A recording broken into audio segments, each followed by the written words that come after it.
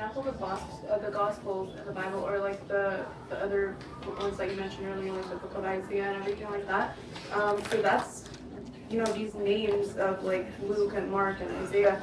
Is that like someone else saying those things from the mouth of Jesus? I just wanted to understand. Yeah. You see, let me read a section of, let's say, Gospel of whatever it comes. 1 second. Gospel of Luke. I'm reading chapter 1, verse 1. Okay. I think it's very interesting verse actually. It says, the Gospel according to Luke. You see, if you grab a book there, you will see the author's name is there. It doesn't say according to James, according to Muhammad, according to Hassan, according to Joseph. So like, if I wanted to make a comparison to, let's say, our own faith, like Islam, what the Bible is sounds to me like the equivalent of a hadith, whether they're... Not like, even a hadith. Our hadith has tawatur. Tawatur means the narrator of hadith says who said this hadith and who got from him, goes all the way back to Prophet or Sahaba, somewhere, right? But we don't have that here. You see, we don't know who wrote it. Yes, on top it says the Gospel according to Luke, but we don't know even who Luke is. The original manuscript didn't have this title. There was no title. There was just a few pages. Someone kept them together and then made kind of a letter. And we don't know who wrote it, and why wrote it, and to whom wrote it, and from where he wrote it. Because he wasn't at the time of Jesus there. He wrote it 40 years after Jesus. And he never met Jesus. He never heard Jesus. He never heard even disciples. He never met even disciples of Jesus. So, who wrote it, we don't know. To whom he wrote it, we don't know. What was his intention, we don't know. Where he got this information, we don't know. Okay? This is the scholarly, agreement. Let me read the verse 1. Which gospel I am now reading? Luke. Chapter 1, verse 1. For as much as many have taken in hand to set forth in order to declaration of those things which are most surely believed among us. That's 1. 2.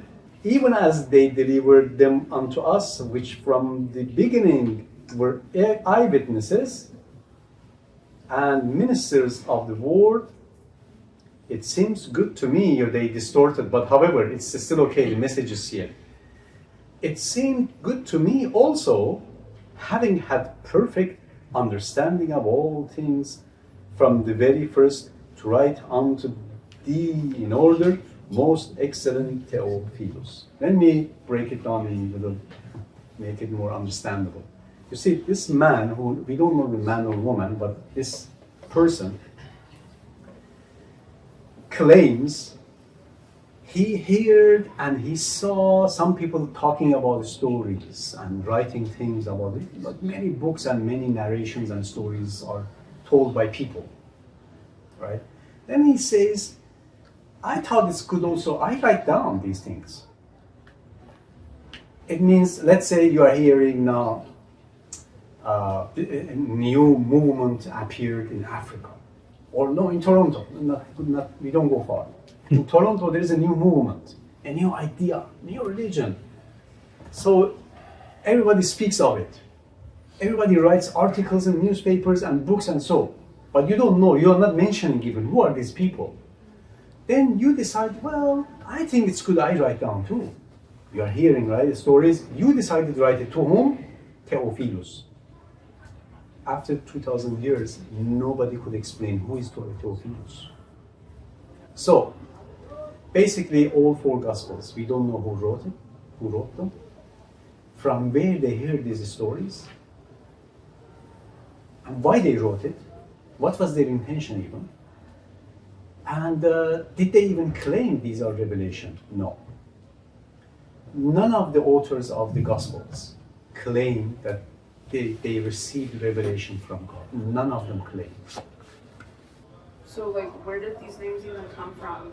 Like who was Later on, 100 some years after, at least 100 years after, it means in 2nd century, church leaders, they decided, because there were different booklets and books talking about same stories, but different versions, right? The authors were different, the literature was different, some were heavy literature, some with mistakes, some were incomplete, some were half a story told, some had more stories, some had less stories, so different versions. They said, when we are quoting from these booklets, the audience doesn't know which booklet I'm quoting from. So they put name on those booklets. You see, when you're quoting from those books, you have to say the book's name, right? Yeah. If they have no name, everybody will get confused, right? Yeah. So they put names. They said, okay, let's put this booklet as the gospel according to Matthew. Why Matthew? Because Matthew was disciple of Jesus. It gives credit to the book. So they chose those names to give credit to these booklets and also to categorize them. So gospel according to Matthew, Matthew never wrote it. Gospel according to Luke, Luke never wrote it. Gospel according to John, John never wrote it. We all know it. So, but it is agreed to call it Gospel of Mark, Gospel of Luke. We call it for sake of understanding that which book I am quoting from. Okay. Answers? Yeah, thank you so much. And the other question that I have now is that, like, does the average Christian know that? No. Like, they don't, like, at their church, their priest or their No, clergy, these are not they what don't- taught they in don't the say churches. that? No, these are academic topics. These are not taught in the churches. Because if they do it, everybody will run away from churches. And then you are reading a book that you don't know who wrote it even. The book doesn't claim it's from God. Then how you can claim this is the word of God? The churches will become ghost house, right? So, but church fathers know it. They know it.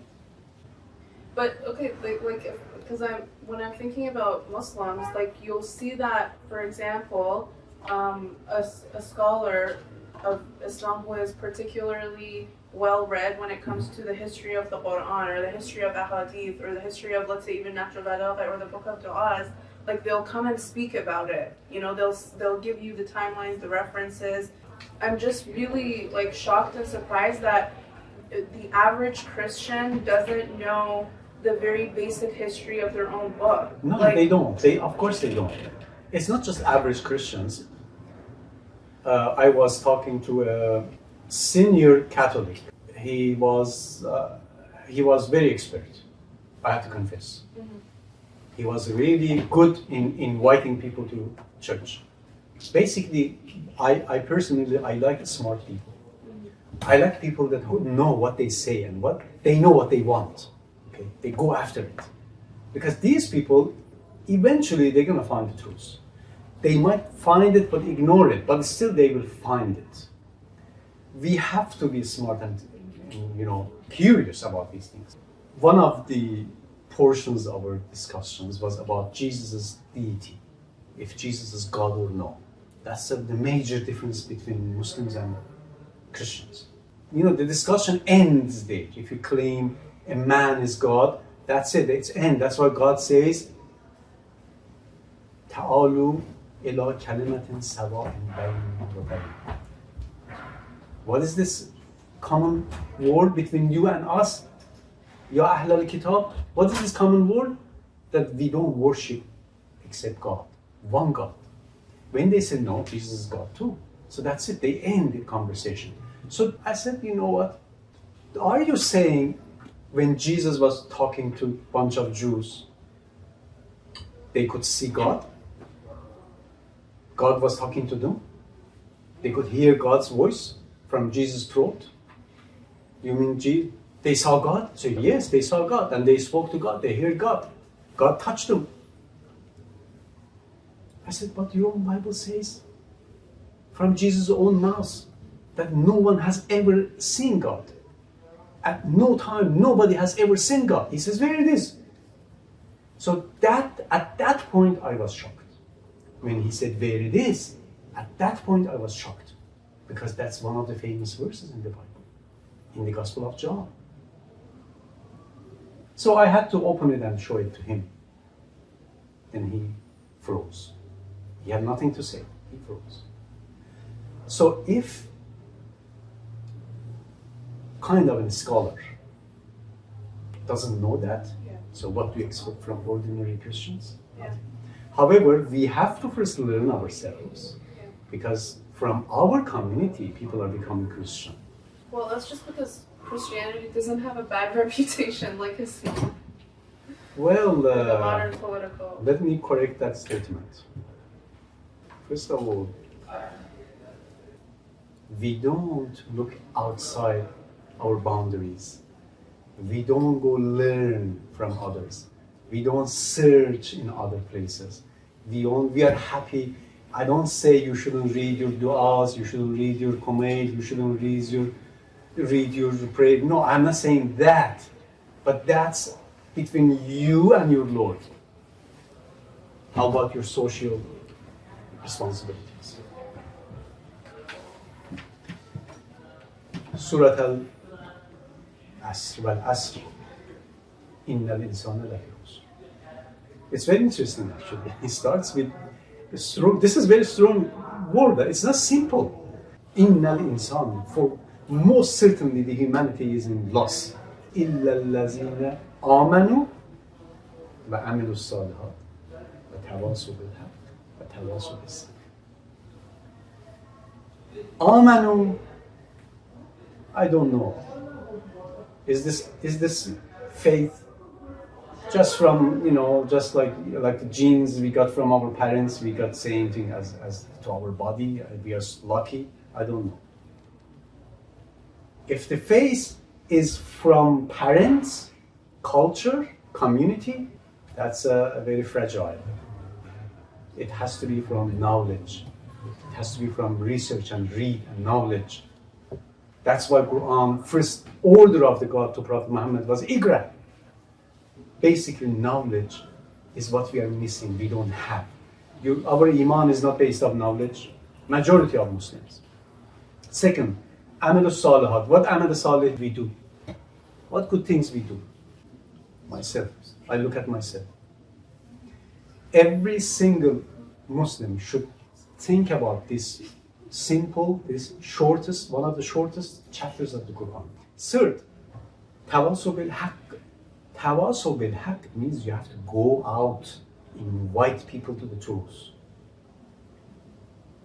Which truth God is talking about? If you and me, we don't know what is truth, how we can invite even others to the truth?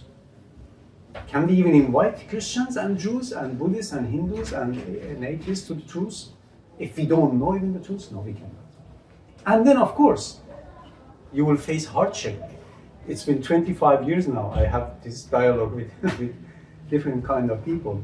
Muslims, Christians, sometimes Jews, but mostly Christians. It's quite difficult. That's why it says, at the end it says, you yourself must have the patience, and also you invite your people for patience.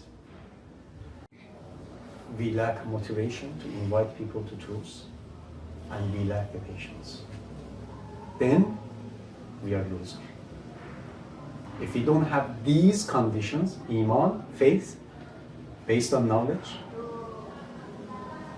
and inviting people to truth, amal salih, the good deeds, inviting people to truth, and being patient. If you don't have, if we lack one of these four, it's like you have a house, a square, a rectangular house with three posts. One day it's going to fall.